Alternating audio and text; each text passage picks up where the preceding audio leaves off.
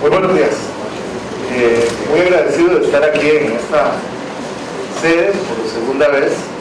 Agradecer a don Selmo y a todo el equipo que él lidera. Yo sé que esto es un esfuerzo muy grande de muchas personas, manos y brazos y pies y cabezas que están logrando este éxito de estas jornadas. Y también un caluroso saludo a mi amigo del colegio don Jorge Lazo, muy orgullosos estamos de su nombramiento, realmente esperamos mucho, sabemos que usted lo va a dar, don Jorge. Un saludo también a don Luis Guillermo, lo vemos a menudo en estos lares, pues a todos los que estamos aquí presentes. Por supuesto ahora comienza a correr el tiempo todavía, ¿verdad? Por favor. En estas épocas de... me parece bonito. Un día tú recibí una noticia inmensa, voy a ser abuelo, estoy felicísimo, ¿verdad? Me dieron una noticia antier, ahora estoy que no quiero por ningún lado, ¿verdad? Y esto me hace pues me da un poquillo de confianza porque me ponen aquí después de don Jorge, José Rodolfo, ¿verdad? No sé, las generaciones, ustedes para que vayan aprendiendo música, ya vieron la película de Queen, por favor, ¿verdad? Está buenísima. Ahora viene el concepto de Roger Waters, ¿verdad? Entonces descubrieron Queen y Roger Waters, y ahora yo me como si fueran los Ixos.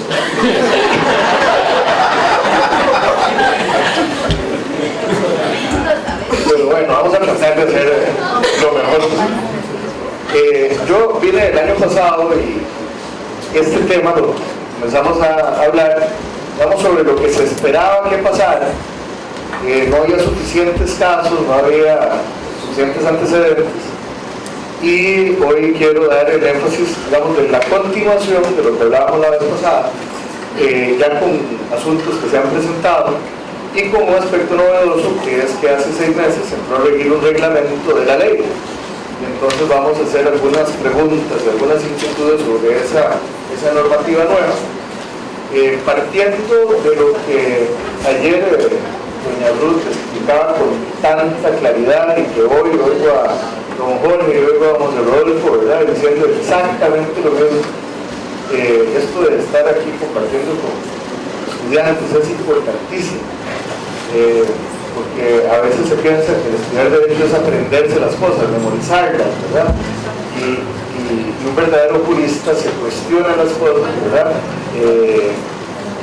Hay que ver la intención, como decía ayer don Sergio Cuaresma, quién está detrás de esto, por qué lo están haciendo, y eso es lo que convierte realmente el derecho en un verdadero desafío, ¿verdad?, de poder discernir estas cosas.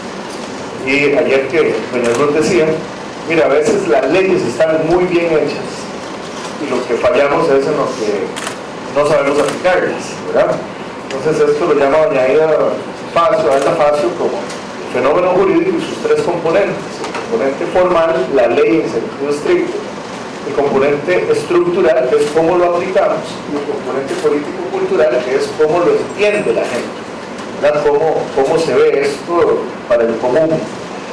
Y a veces, como estaba explicando don Jorge de la mañana, parece que el código está muy bien y se está entendiendo otra cosa y se está aplicando distinto. Y aquí hay que tirar, porque yo siento que en esta ley de 9369 y en el reglamento que ya tiene 6 meses de vigencia, pues también encontramos muchas falencias. Entonces la ley no está muy bien y la aplicación está dando problemas. Entonces eso es lo que vamos a tratar de desarrollar hoy. Todavía no me corre el tiempo, ¿verdad? Muy bien. Por favor, tengamos siempre presente a quién nos estamos dirigiendo. Estos son la ley de autonomía personal y procesos de salvaguardia. Están pensados precisamente para un sector de la población que tiene o se encuentra en una condición de discapacidad mental, psicosocial o intelectual. Con la nueva ley se separa el tema de las discapacidades, y la discapacidad física o la discapacidad sensorial no es objeto ya, digamos, de preocupación judicial. Esto es un abordaje a través de otros medios administrativos, de brindar apoyos de personas y de medios, ¿verdad? Pero no necesitamos ir a la sede judicial, porque las personas con discapacidad física o sensorial pues no tienen ningún problema en su estado mental, ¿verdad?, en su capacidad. Entonces, esta es una presentación un poco cargada, quiero dejárselas a ustedes para que las socialicen, las compartan. Vamos a ir muy rápido para tratar de llegar al punto procesal, que es el que aquí queremos desarrollar. Entonces, distinguir, ¿verdad? Recordar muy rápido, estamos hablando de personas. Cuando hablamos de personas es un ente capaz de adquirir derechos y de tener obligaciones. Entonces, con el tema de la persona física, ¿verdad? Vamos a ver, toda persona tiene capacidad. Dentro de la capacidad dividimos las clásicas, ¿verdad? La capacidad jurídica o de goce, que también se le llama la personalidad jurídica, y la capacidad de actuar, de ejercicio o de obrar, ¿verdad? Pues la primera la tenemos todas las personas físicas y jurídicas, ¿verdad? La capacidad de ejercicio es esta mediante la cual yo puedo hacer las cosas personalmente. Entonces, desde tiempos inmemoriales, pues es clarísimo que todas las personas tenemos capacidad, pero que la segunda se puede limitar o se puede restringir, ¿verdad? Es maleable, se puede mover. Entonces se puede restringir por cuestiones legales, por ejemplo cuando hay una sentencia penal, se puede restringir por razones de edad, ¿verdad? Por ejemplo, el Código Civil habla de la capacidad de las personas mayores de 15 años, ¿verdad? Los casos menores de 15 están absolutamente nulos y demás, y también siempre se ha podido, ¿verdad?, restringir por cuestiones de una falta de capacidad volitiva o cognitiva. El ejercicio práctico de esto es que si la persona no puede hacer las cosas personalmente, jurídicamente se encuentra en una condición de incapacidad, ¿verdad? Al estar en una condición de incapacidad, pues va a poder ejercer sus derechos a través de otros, por medios representables, ¿verdad? No es un tema peyorativo, es un tema capacidad e incapacidad, son temas absolutamente jurídicos, digamos, no es que son menos o son más o son mejores o son peores, simplemente están en esta condición de no poder hacer las cosas personalmente. En el Código Civil, ¿verdad?, nosotros encontramos desde la ley 7640, digamos, esta es la versión más actual, ¿verdad?, la versión vigente, la posibilidad de restringir la capacidad según la ley, ¿verdad? Nos habla el capítulo primero del título de las obligaciones del libro tercero del Código Civil. Para la validez de la obligación es esencialmente indispensable poseer capacidad, bueno, que exista capacidad de parte de quien se obliga. Este tema de la capacidad siempre ha sido visto desde esta perspectiva o estado regulado por el derecho civil. Lo que pasa es que antes de la ley esta de la 379 teníamos un tratamiento jurídico desde la perspectiva del derecho familiar, ¿verdad? Entonces decía el Código de Familia del 73, aquí esta confusión de términos, ¿verdad? Quienes están sujetos a curatela son mayores de edad que padezcan una incapacidad física, porque la verdad es que aquí el concepto está mal empleado, no es una incapacidad, es una discapacidad, que es lo que dice ahora el Código desde estaba la última norma que estuvo vigente era quienes están sujetos a curatela, mayores de edad que tenían una discapacidad intelectual, sensorial o física. Entonces estaban todas las incapacidades colocando a la persona en una condición de llegar a ser representado por otros, ¿verdad? Entonces, en el trámite, ¿verdad?, teníamos normas explícitas que decían que en materia familiar, a través de estos procesos de interrupción o mensaje, se declaraba la incapacidad de la persona, la incapacidad legal. Entonces, en el artículo 32 del Código de Familia, la interrupción debe ser declarada en juicio, y en el Código Procesal Civil, capacidad de ensaña, digamos, eran los términos que se utilizaban distintamente. Entonces, la solicitud debía incluir la solicitud de declaratoria de interdicción, y el juez debía resolver si declaraba o no el estado de incapacidad.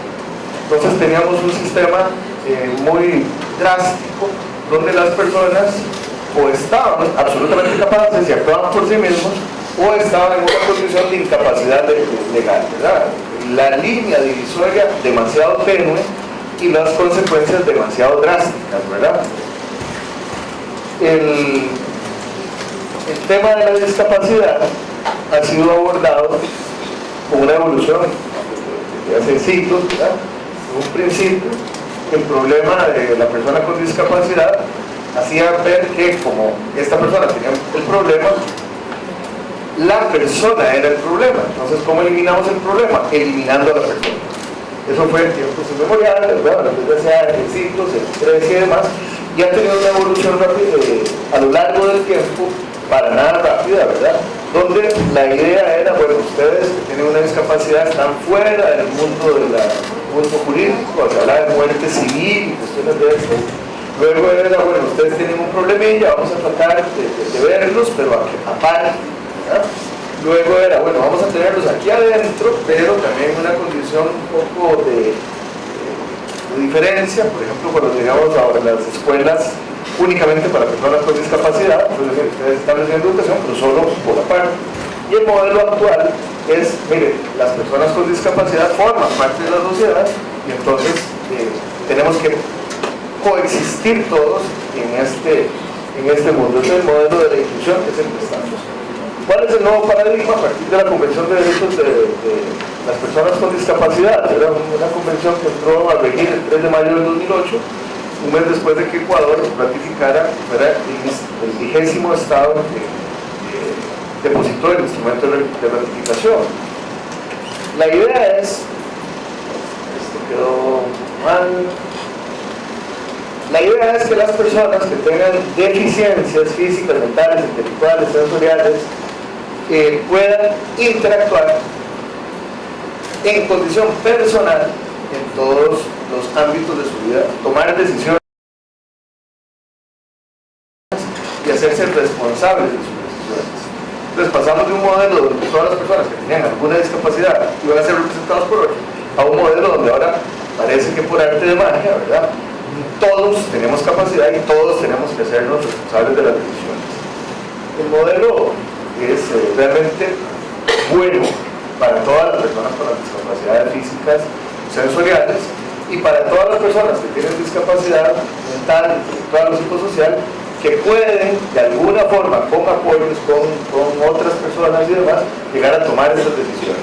Vamos a seguir cuestionando las condiciones de las personas que están en una condición de absoluta incapacidad o de abolición de capacidades. Eso médicamente es fácil de afirmar, ¿verdad? Hay personas que simplemente no están en posibilidad de tomar esas decisiones. Entonces, ¿cuáles son los principios de la Convención? Autonomía individual, incluida la libertad de tomar decisiones, independencia de las personas, ¿verdad? ¿Cómo lo hacemos para que las personas que tienen una discapacidad se integren?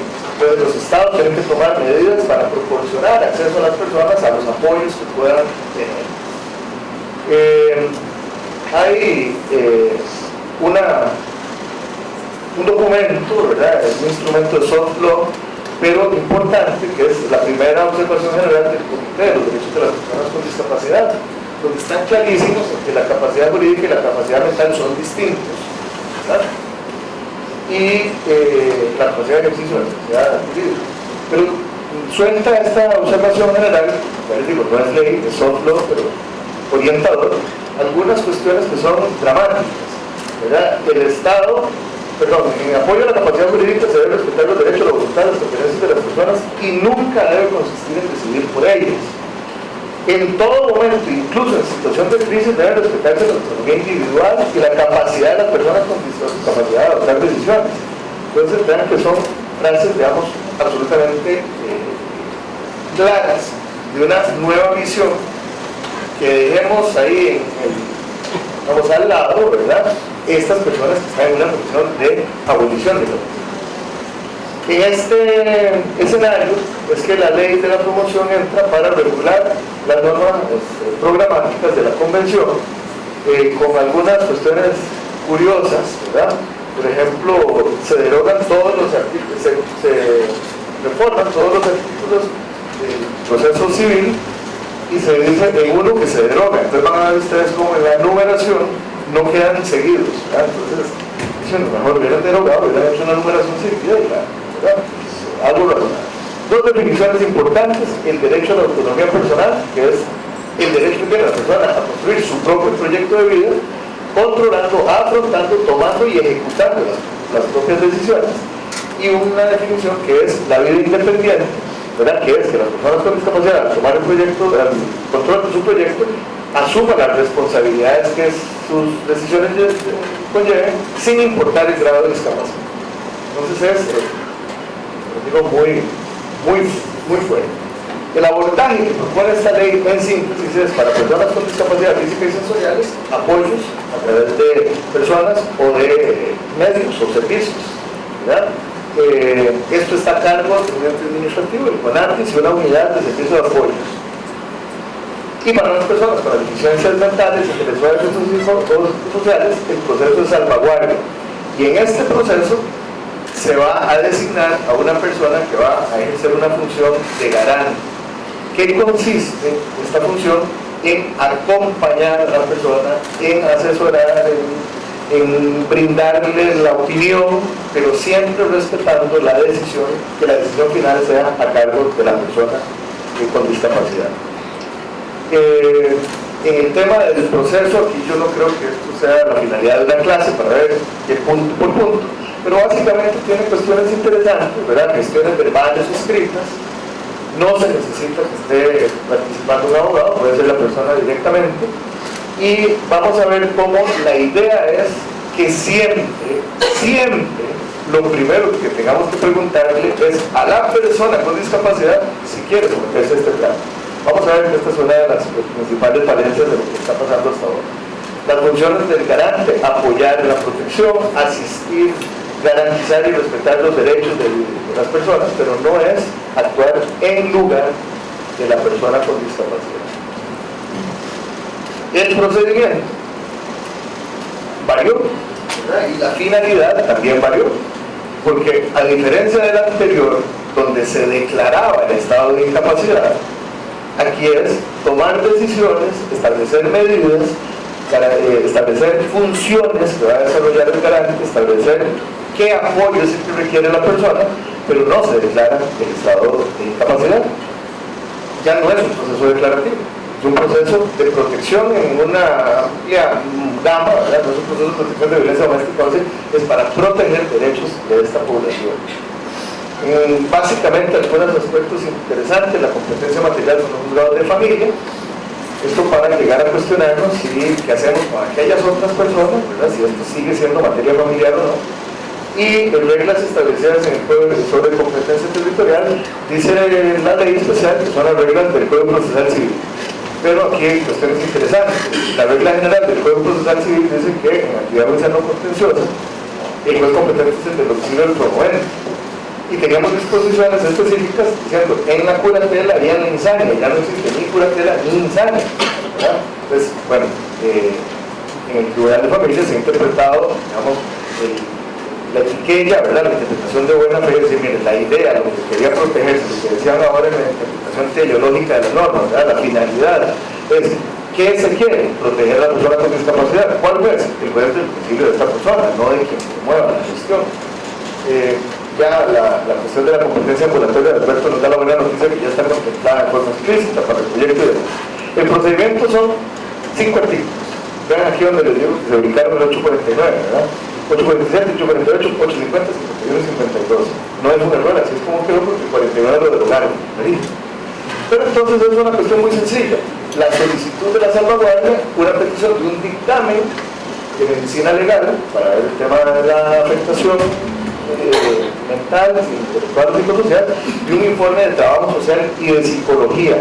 Todo esto dice la ley. La entrevista después con la persona con discapacidad, parte del procedimiento, indispensable, ¿verdad? En la designación de un curador procesal, ¿verdad? No es que actúa en el lugar de la persona, ajeno al proceso, sino una representación, vamos a ver, un cuidado del respeto a los derechos procesales en el trámite correspondiente, la resolución, y se acabó, ¿verdad?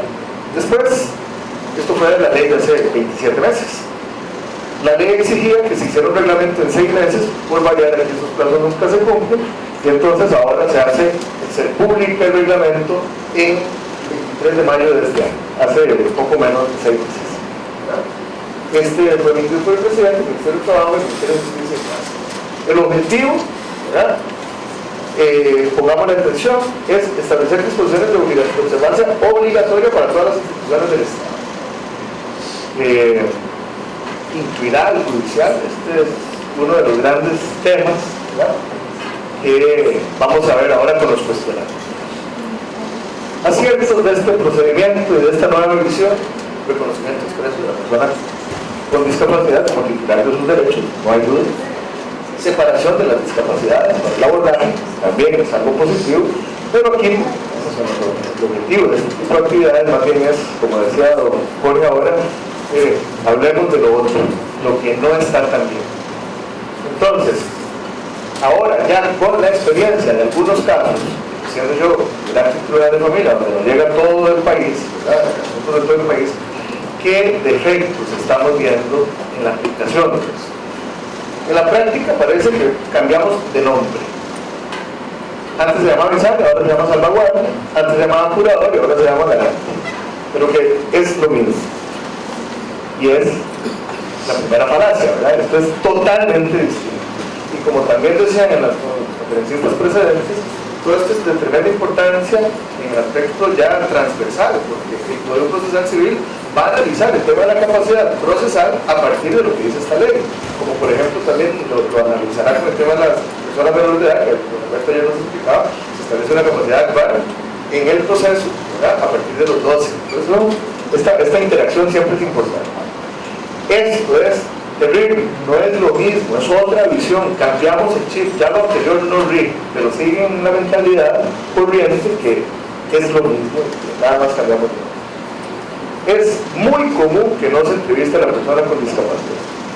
Esto nos lleva a un escenario terrible, porque estos procesos están pensados en esa persona como titular. El principal objeto de este proceso es ver qué quiere la persona, y aquí muchas veces se brincan y simplemente no les interesa cuestionarse si esta persona quiere o no quiere el trámite. La ley dice que el trámite de salvaguardia se debe pedir por la persona con discapacidad y contempla que es excepcional que un familiar lo pueda pedir. Entonces, esa nota de excepcionalidad tiene que ser precisamente o rigurosamente apreciada, ¿verdad? Lo primero es ver qué es lo que quiere la persona, no lo estamos haciendo. Se cuenta el pecado, no se cuenta el pecador. Aquí la idea es aprender, no es destruir, ¿verdad? Pero estos traigo aquí a colación sentencias no de jueces o juezas interinos que pasaron sin la capacitación que dice don Jorge tan importante. Estas son sentencias que hemos conocido en el tribunal dictadas por jueces de años, ¿verdad?, jueces de propiedad y de años. Entonces, por ejemplo, dice, se declara en estado de salvaguardia. La salvaguardia no es un estado, ¿verdad? Las salvaguardias son los apoyos, ¿verdad? Entonces dice, ¿qué quiso decir con eso? No entendió el propósito. Otros en este mismo proceso, siendo clarísima la ley, ¿verdad?, contundente la ley, que no es para incapacitar, el juez dice, se declara en estado de incapacidad de una vez. Entonces, podremos hacerlo. ¿Cuáles son las funciones que va a tener la persona que está en lugar de, va a hacer una función de estar en lugar de? Luego, como el reglamento se emitió y ahora es clarísimo, antes se podía inferir, pero ahora es clarísimo, que no se requiere un trámite de esos para hacer gestiones, ¿verdad?, para ir a pedir el bono de vivienda, para ir a pedir una pensión alimentaria, para pedir pensión en la caja, ¿verdad? Entonces, como le dijeron, bueno, presentamos esto para pedir el bono. La persona tiene la discapacidad, está clarísimo. Y entonces el juez, para quitarse el asunto, dice, bueno, archivamos el caso. Entonces, dijimos, vale. Hay que entender que esto es en el ámbito de la protección, ver lo mejor para la persona con discapacidad, que es cierto que no se requiere para el bono, pero estamos ya con un trámite, un curso, ¿verdad?, donde no se vale bajarse del caballo en mitad del río para decirle a la persona, ya no vamos a seguir adelante pese a que usted está en esta condición, ¿verdad? Y aquí, digamos, el grueso, ¿cuánto me queda? Porque esta es la parte más importante de lo que yo quiero transmitir, que es, ¿qué es este reglamento? ¿Cuál es la jerarquía normativa de este reglamento? Porque si nos vamos a la pirámide de Kelsen, estamos clarísimos de que la ley, ¿verdad?, está por encima del reglamento, que el reglamento del Poder Ejecutivo no puede inferir en cuestiones del judicial, digamos, en la independencia de los jueces, ¿verdad?, Y quisiera saber, digamos, dónde lo ubicamos, porque contraargumento, ¿verdad? Digamos, esa es la pirámide cristiana en la Biblia, larguísima, pero contraargumentando, y por eso yo me ubico a preguntas y no respuestas, ¿verdad? Podemos recordar que en la sentencia de ejecución de la Corte Interamericana, en el caso de fecundación in vitro, la Corte dijo que se tenía por cumplido el requisito que había exigido en la sentencia de regular la fecundación in vitro por medio del reglamento, entendiendo que si el reglamento protegía los derechos fundamentales, ya Costa Rica había cumplido, sin perjuicio de que el legislador luego hiciera una ley, ¿verdad? Entonces es una figura caleidoscópica donde el reglamento, ¿verdad?, puede asumir funciones que, si protege derechos, tiene una validez importante, aunque no haya ley, ¿verdad? Entonces vamos a ver las disposiciones que tiene el reglamento. Algunas de ellas son interesantes, porque siento, y esta es una opinión, por tanto no está sujeta a prueba, ¿verdad?, tengo una opinión de que la ley deja por fuera muchas cosas, y el reglamento trata de rescatarlas, ¿verdad? Entonces creo que tiene buena intención, pero tengo estos cuestionamientos. Hay algunos asuntos que parecen ser reserva de ley en el reglamento. Entonces, la persona que está incluida ya, la persona que está en un estado de compromiso de la conciencia, entonces es esta que no está pudiendo tomar decisiones, pero siempre además lo deja en un margen temporal, ¿verdad? No estamos en la condición digamos, de que la persona no esté en una situación de compromiso de la conciencia, de una cuestión permanente. Eso no está en el reglamento tampoco, pero lo incluye. Entonces, pasamos de un modelo donde la ley decía que el garante no podía actuar en representación de la persona con discapacidad, a un modelo donde la ley, el reglamento le dice al juez, usted puede autorizarlo a que haga un acto, ¿verdad? Entonces, si hacemos la asignación con los mandatos, el curador antes tenía unas funciones de apoderado general, podía administrar bien, ¿verdad? No podía disponer de ellos, para disponer tenía que pedir autorización y demás, pero sí podía administrar genéricamente. Ahora el garante parece que por una autorización judicial tendría facultades semejantes a las de un apoderado especial, ¿verdad?, que pueda hacer algo. Pero ojo lo que también dice la ley en el artículo 17 o en el 8, párrafo 2, que excepcionalmente el garante puede actuar en lugar de la persona con discapacidad sin autorización de juez. Entonces aquí la pregunta es, ¿quién determina la condición de excepcionalidad?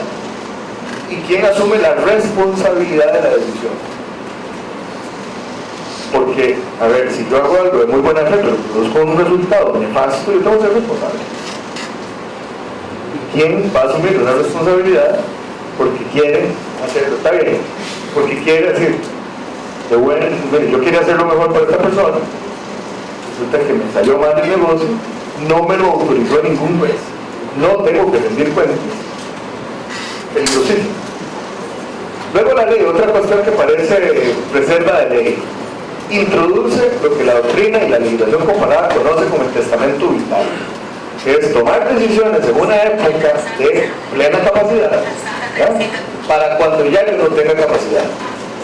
Entonces la ley enuncia en un par de artículos, el reglamento enuncia que para tomar las decisiones hay que tomar en cuenta lo que la persona habría querido, porque ya ahora no nos puede transmitir muy bien la información, y para eso podemos ver, ¿verdad?, se debe acudir incluso a las manifestaciones expresas que la persona hubiera realizado como anticipación a recibir este tipo de apoyo. Ese es un testamento vital, pero eso no está regulado en ley. Entonces a mí me parece que es un asunto de derecho sustantivo que debía ser objeto de pronunciamiento del legislador.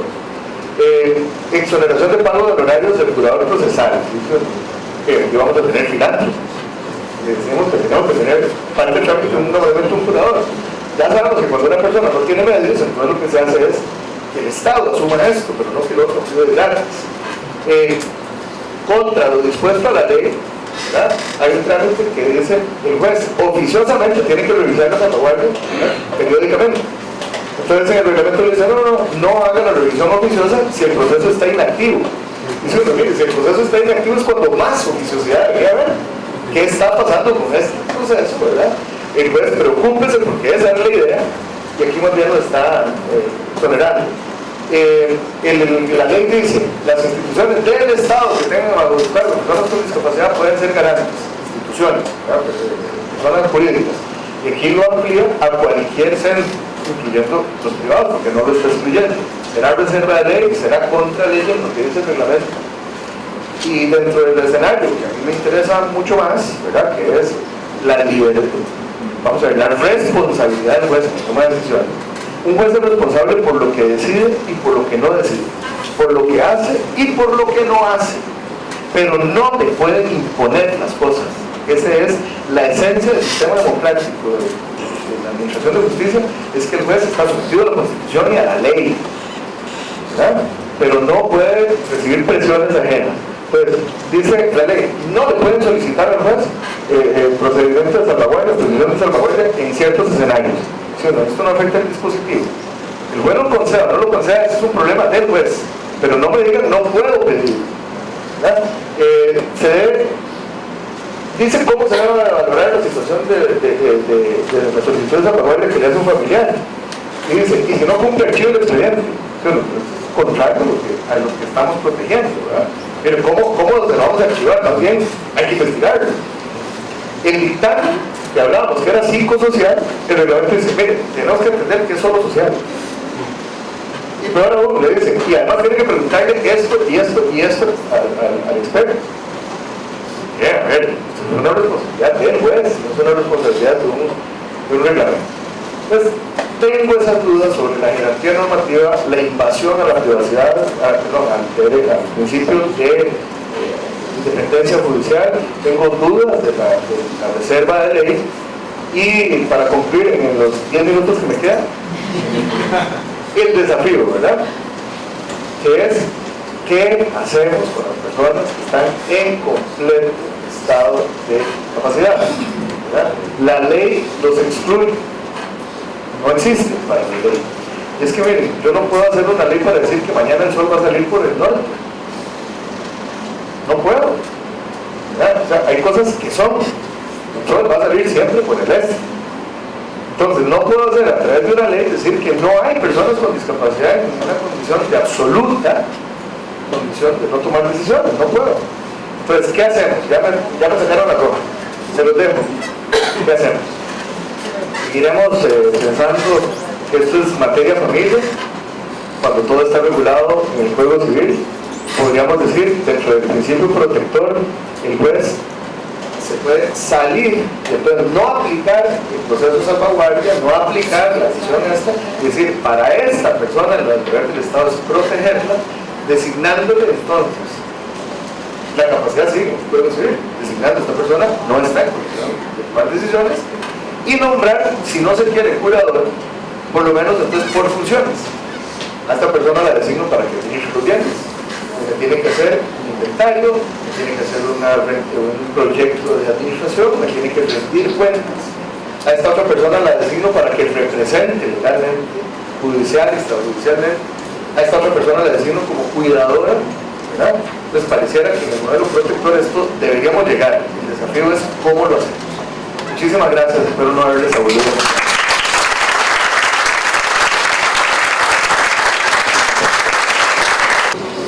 Quiero sumarme a las congratulaciones que les hemos dado a nuestro querido amigo.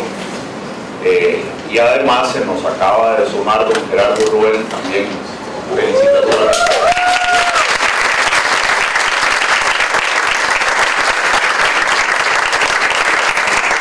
Decía José Rodolfo que el Código Procesal Civil era un chiquillo malcriado. Este seminario, este simposio, creo que es un niño obediente y bien formado. Está creciendo por buen camino. Y quiero agregarles algo. Del año pasado a este, creo que ya casi tenemos quórum para hacer una sesión de corte plena aquí, lo cual me alegra muchísimo y creo que es la calidad de invitados, el compromiso que han adquirido. Yo en esto con Célimo concuerdo plenamente. Cuando en algún momento se les pidió, se les invitó, se les explicó qué era, yo creo que no hemos recibido ningún no en ningún momento, sino más bien ha sido un compromiso, y eso personalmente como docente de esta universidad se los quiero agradecer profundamente. Creo que la calidad académica va creciendo, va mejorando, seguimos, ya empezamos a conocernos un poco más. Me agrada muchísimo que la mayoría de los estudiantes de una u otra manera ya sienten esa cercanía con ustedes que nos vienen a ayudar todos los años. Así que igualmente me uno a esta felicitación y a este agradecimiento y recordarles, como se ha dicho, que esta universidad y esta sede es su casa. No quiero extenderme más para que puedan aprovechar, yo sé que sobre esto hay muchísimas dudas, yo realmente les pediría, pregunten, aquí tenemos a Mauricio, que ha trabajado y ha investigado bastante este tema, y si él tiene todavía muchísimas dudas, entonces los demás todavía estamos mucho más complicados. Quisiera nada más, a partir de lo que se me pidió, hacer un poco una reflexión, un cierre de la exposición de Mauricio, algunas ideas principales que creo que no deben de olvidarse. Primero, si nosotros revisamos las estadísticas que plantea Mauricio, creo que no estamos hablando de poca cosa. Si hablamos de que hay un 10.50 y algo % de personas con algún nivel de discapacidad, entonces estaríamos hablando que a partir de nuestros ciudadanos 5 millones, tendríamos que concluir que este país tiene alrededor de 500.000 personas con algún nivel de discapacidad. Eso no es poca cosa, el problema no es poca cosa. Otra de las cosas importantes que creo que tenemos que reflexionar en y eso creo que es uno de los aciertos de este simposio, que ha sido un poco unir las experiencias de diferentes materias, porque yo creo que nos hemos acostumbrado a vernos como islas, y de pronto penal por aquí, civil por allá. Esta cuestión de alguna manera la hemos visto o se ha entendido que es un problema de derecho familiar. Yo espero que haya quedado totalmente claro con lo que ha explicado Mauricio, que esto no es un problema de derecho. Sí, estamos hablando de un proceso penal, en un proceso civil, en un proceso agrario, en cualquier proceso judicial podemos tener una de las partes con algún nivel de discapacidad, y los retos que está presentando Mauricio sobre la interpretación creo que nos obliga a todos. Aquí tenemos todavía mucho que construir y estamos de alguna manera, coincido con Mauricio, yo esperaba con muchas ansias este reglamento, y de alguna manera, lejos de venir a resolver las deficiencias que de pronto creíamos que se podía resolver vía reglamento, más bien algunas cosas las enredó más. Una tercera conclusión, a partir de lo que ha expuesto Mauricio, es entender que entonces la situación de la discapacidad como tal se desjudicializa para ciertos aspectos y la judicialización queda establecida para otros. Entonces, es importante que el abogado y la abogada litigante, todos los abogados tengan claro que no es ir corriendo a presentar la solicitud de salvaguarda como antes se iba corriendo a presentar el proceso de insania, cuando lo que se quería era resolver, por ejemplo, problemas de representación legal en juicio o para cualquier otra situación de carácter patrimonial principalmente. Importante rescatar también el análisis del concepto de capacidad que se hace en la exposición y las diferentes formas que tenemos para entender correctamente cuando se está hablando de discapacidad.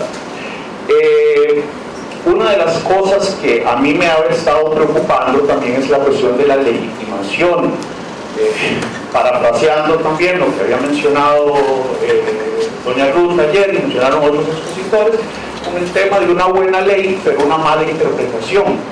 Lo que pareciera clarísimo en la ley, que es una excepción, es decir, que la solicitud de salvaguarda sea presentada por un familiar, se está convirtiendo en la práctica en la regla general y no se está cuestionando.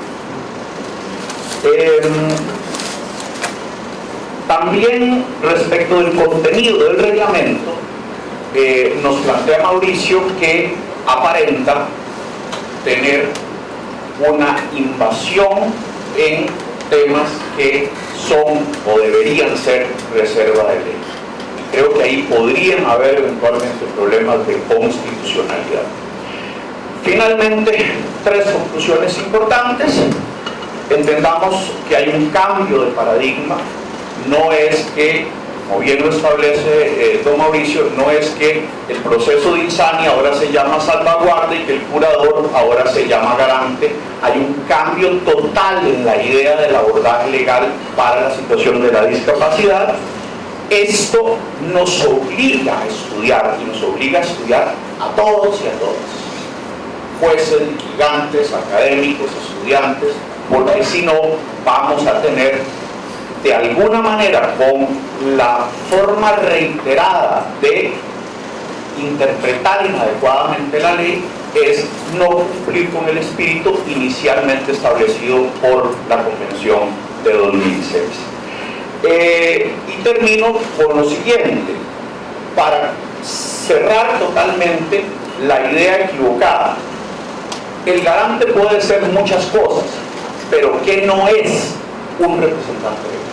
Y creo que ahí esto es uno de los temas esenciales que hay que entender para desmontar que el proceso de salvaguarda o la solicitud de salvaguarda está estrictamente sustituyendo aquel viejo sistema de sustitución total de voluntades. Con esto termino. Muchísimas gracias por la atención. ¿Preguntas?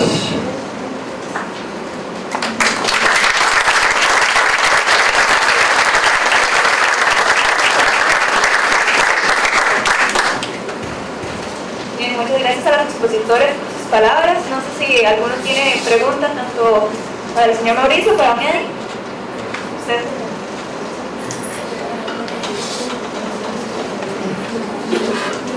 Excelente exposición de un tema que sin lugar a dudas nos tiene con dolor de cabeza. Claro, preciso y conciso. El sistema no es para controlar.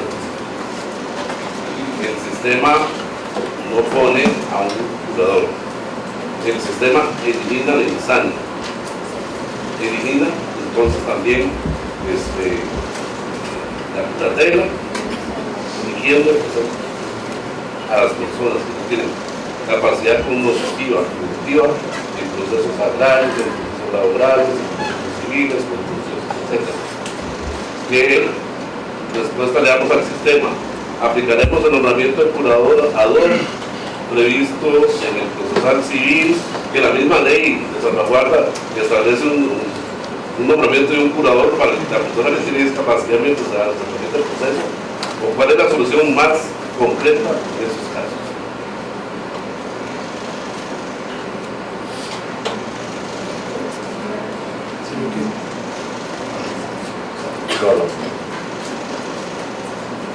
La síntesis que usted hace es exacta, Rodolfo. No es un modelo para sustituir, pero siento que tenemos un deber constitucional de proteger a estas personas que están en esa condición de abolición de capacidades. Coincido con usted, que en el caso concreto debe ser a través de un curador para el caso. No podríamos designar genéricamente, ¿verdad?, representante en todos los procesos. En este modelo de salvaguardia, ¿cuál código aplica? Esto está ¿El curador, el nuevo o el viejo? Bueno, ve que esas son las interacciones, ¿verdad? No, Claro, lo digo para que... claro. Sí. No, eso está interesante. Vamos a partir. Yo creo que como esto es un ejercicio para construir, yo les voy a dar mi idea, ¿verdad? Entonces, yo parto de que estas personas que están en esa condición de compromiso absoluto, que es un tema de que no es temporal, sino que es permanente, debemos seguir con el modelo sustitutivo, ¿verdad? En la migración comparada está así, pero es que no es desprotegerlos, es precisamente no desampararlos. Lo que no termino de acomodarme es si esto es civil. Mi visión es que es civil, esa es la primera parte, porque todo el tema de la capacidad está en el ordenamiento civil. Así como el juez civil declara la ausencia, así como el juez civil declara la presunción de muerte y demás, ¿verdad? Entonces me parece que debería ser civil. si se entendiera que los jueces de familia pudieran hacer este efecto, creo que no es en la salvaguardia, ¿verdad? No puede ser así. Entonces habría que ver si es posible, porque este momento de determinar esta condición la tendríamos a partir del dictamen psiquiátrico, ¿verdad? El psiquiatra nos diga tiene abolidas las capacidades. Entonces aquí tenemos que pensar, ¿es borrón y cuenta nueva? Es decir, mire, no aplicamos salvaguardia, inicia otro proceso, o podemos convertirlo a otro dentro del escenario familiar. Tengo mis reservas, tengo mis dudas. Pero eso es para la representación ya genérica, ¿verdad? No podríamos ignorar la situación particular en un proceso ya estable. Entonces creo que ahí tendríamos que tener la figura sustitutiva que corresponda. ¿Dónde? En el escenario que se vaya a actuar. Usted es juez civil, aplique el Código Civil, porque estamos en un proceso civil, ¿verdad? Si el Código Procesal Agrario que entre a regir tiene disposiciones específicas en procesos agrarios, entonces que el representante sea designado conforme a las reglas de ese proceso. Y si es remisorio a lo civil, pues entonces con eso. Y así sucesivamente. Ese es el tema de opinión. A mí me inquieta demasiado que el legislador haya ignorado esta condición de estas máximas discapacidades. Y por ahorita son solo opiniones.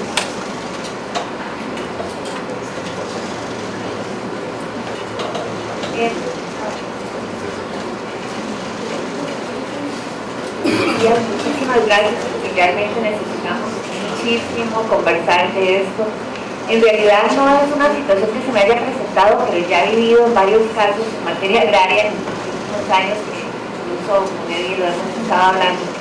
Tengo partes con discapacidad y que hemos tenido que recibir a proceso de familia. Tengo un año de no estar en el juzgado, así no sé qué ha pasado con ellos, pero es algo que vamos a vivir en todas las materias. Me preocupa por una situación que se podría dar. Nosotros lo que hacemos es solicitar a las partes que ayudan a la familia para que nos digan quién va a ser la persona garante y que hagan todo el procedimiento. O por lo menos eso fue lo que hicimos hace un año con la entrada de una ley. Pero el proceso de familia no se sabe cuál es la condición del proceso donde se va a participar por esta persona. Me refiero que en el proceso de familia pueden decir, porque no es un representante, es una persona para que lo acompañe en la toma de decisiones, y nombren un garante que tenga intereses contrapuestos en el proceso, por ejemplo, agrario. Y entonces cuando nos llegan y nos dicen, él va a participar, la persona con discapacidad va a participar, pero resulta que las representaciones que le hace el garante tienen intereses contrapuestos y el garante está ahí. Esta situación, digamos, no se me ha presentado, pero es algo que me ha preocupado porque fue la persona que eligió, la persona con discapacidad eligió a su garante y tiene derecho a elegirlo, pero en el proceso específico puede tener interés contrapuesto. No sé si eso es algo que en la ley se está concentrando porque no he tenido oportunidad de ver.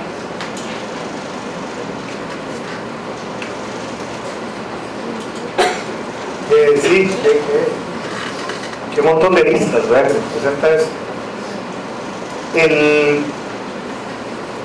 Por aspectos de tiempo era imposible desarrollar todas las falencias que hemos visto. Muchas de las sentencias en los procesos de salvaguardia simplemente se limitan a designar a una persona como garante, y eso es insuficiente. La ley claramente habla de que no es una figura para actuar en lugar del otro. Entonces en la ley se enuncia y en el reglamento se desarrolla que el juez tiene que indicar cuáles son las funciones de ese garante. Si hay un interés contrapuesto, yo creo que eso es de las cuestiones más básicas, digamos, de generales del derecho, que no puede haber una asesoría con un interés contrapuesto, ¿verdad? Me parece que hasta podría haber algún vicio ahí de nulidad, de una indebida participación. En el artículo, me traje este y no es el que tengo marcado, pero en el reglamento, en la ley se establece, y el reglamento lo desarrolla, que la persona con discapacidad puede tomar la decisión de decir a quién designa como su garante. Pero también está la excepción de cuando el juez puede decir, mire, precisamente por la protección de su derecho, ¿verdad?, yo no voy a seguir lo que usted me está, o la voluntad que usted está diciendo, pero si si es absolutamente excepcional. Este es otro trámite que se está obviando, como hemos dicho, que no se está escuchando a la persona con discapacidad, no se le está preguntando si quiere las salvaguardias, y eso es fundamental, ¿verdad?, dentro de los principios. Y menos, si no se les llamó ni para eso, menos se le está preguntando a quién quiere que se le designe en esta condición. Podríamos traer incluso, vean qué interesante, lo que decíamos Jorge ahora, resabios y mal copiados de la otra época, ¿verdad? Resulta que, para hacerlo muy rápido, el Código Civil, en el Código de Familia dice nadie puede tener más de un tutor, ¿verdad? Una norma absurda, pero nadie puede tener más de un tutor. Entonces había gente que entendía que nadie podía tener más de un cuidador. Entonces, digamos, un muchacho tenía 18 años, siempre había estado bajo el cuidado de sus papás con una discapacidad máxima, y después no se le podía nombrar a los dos papás como cuidadores, ¿verdad? Absurdo. Lo cierto es que sí se puede asignar varios garantes y se puede asignar por funciones. Entonces puede ser que para el caso de que exista un interés contrapuesto se gestione y se nombre a un garante para esa finalidad específica. Todo eso está contemplado, ¿verdad? Que no lo estén haciendo, eso es un problema.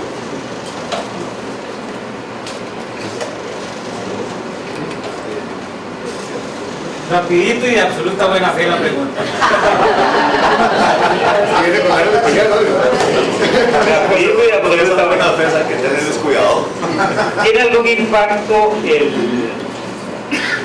todo esto, en la solución de este problema? El tema de que en familia se haya promulgado una ley que diga que no se aplique el Código Procesal Civil nuevo.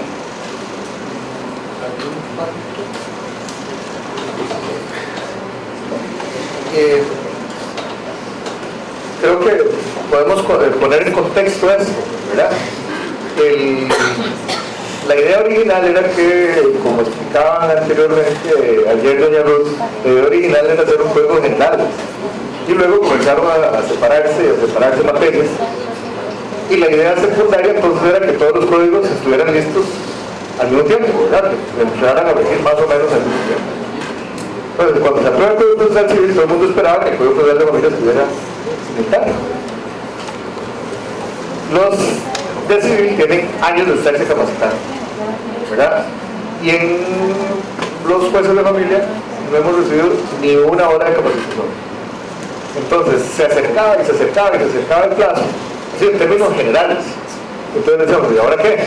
Entonces corrieron algunos, Diego, Yerma, Cristian, y se logró una aprobación de una ley en tiempo récord, que fue aprobada en segundo debate el 1 de octubre, firmada por el Ejecutivo el 2 de octubre y publicada el 3 de octubre, para decir que el Código Procesal Civil sigue vigente, del 89 sigue vigente para la materia familiar.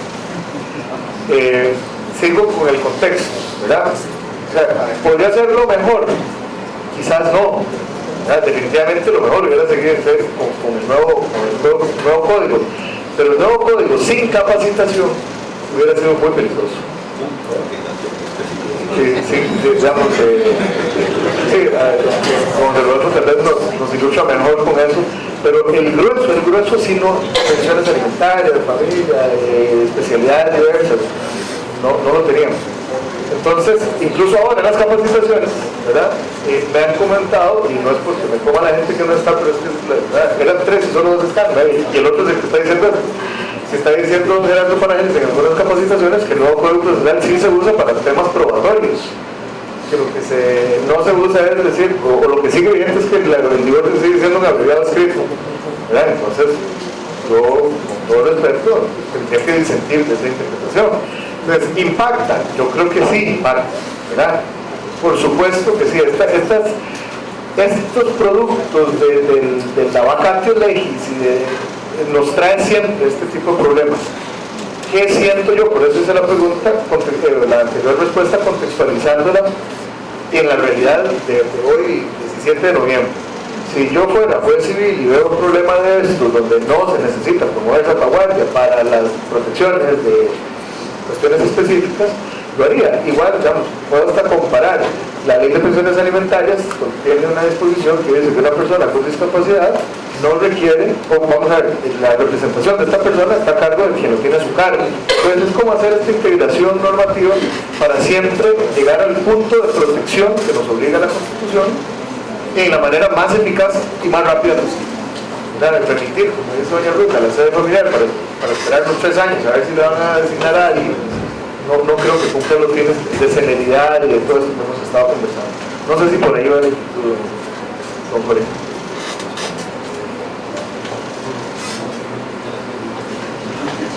No es pregunta, entendiendo la primera pregunta, bueno, no muy alto, pero por ese lado. Bueno, primero concuerdo que el derecho de personas es derecho, si se quiere civil, si se quiere llamar civil, pero es derecho transversal de todo y no es solo derecho familiar que pueda tener implicaciones de familia, puede tener implicaciones en muchas otras ramas contra sucesiones, etc. Ok.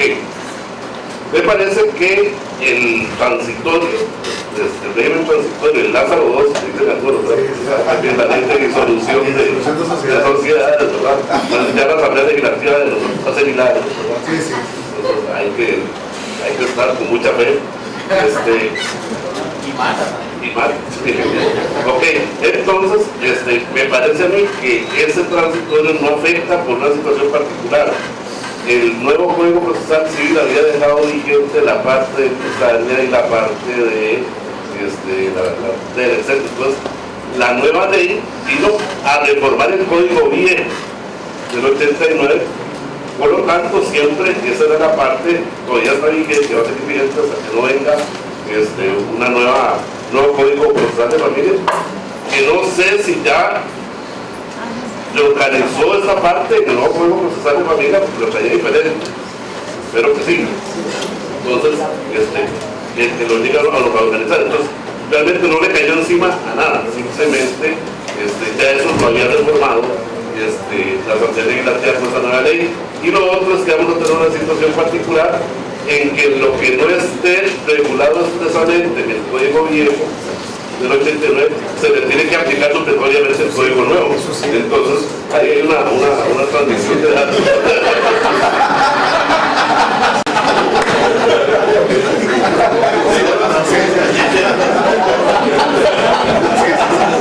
Sí, yo coincido plenamente. Yo entendí la pregunta de la perspectiva que estábamos hablando de que en otros procesos se presentaran estas cosas. Efectivamente, ya la ley de 9379 había tomado la previsión de seguir vigente aunque el Código Procesal Civil muriera. Igual hay una disposición de divorcio por mutuo acuerdo que explícitamente estaba. Sí. Pero explícito estaba para la salvaguardia y explícito, ¿verdad? Exactamente, aunque muriera el Código, eso sería vivo. Y sí coincido con que lo que no esté regulado, vamos a ver, lo que está vigente es el código que murió, ¿verdad? No el código que nació. Es que cuando murió ya tenía reforma. Entonces, digamos, todo el tema de cobro judicial ya estaba fuera. Entonces no podemos devolvernos a las reglas de remate del Código Procesal Civil original. Pues como ahora no está ahí, ley nueva. En materia de familia, por ejemplo, tenemos muchos procesos basados en oralidad con respuestas inconclusas, por ejemplo la apelación con efecto diferido, ¿verdad? Que eso lo tenía la ley de cobro y la ley del monitorio rentaticio. Para los procesos de filiación, que ahora hablamos con Alberto, ¿verdad? Se aplica. Ahora aplicamos el Código Procesal, pero en lo que no estaba en el viejo. Okay. Qué provechoso, ¿verdad? Para finalizar con este espacio, haremos entrega del título de participación y el reconocimiento a otros expositores.